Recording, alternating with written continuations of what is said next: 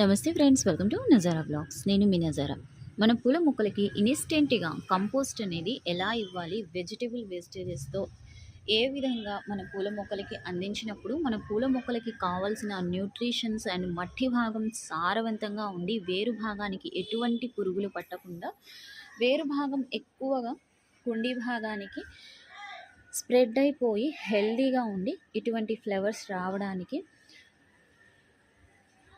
ఏ విధంగా ప్రాసెస్ అనేది చేయాలి, టోటల్ లాంగ్ వీడియో పోస్ట్ చేశాను. సో ఛానల్ నేమ్ కింద కూడా ట్యాగ్ చేస్తాను, వన్స్ విజిట్ చేసి చూడండి. ఎరువుల కోసం మనం బయటకు వెళ్ళాల్సిన అవసరం లేదు. ఎక్కువ టైం, ఎక్కువ ఖర్చు, ఎక్కువ శ్రమ పడాల్సిన అవసరం లేదు. చాలా చాలా సింపుల్గా మనం ఎరువుని ప్రిపేర్ చేసేయచ్చు.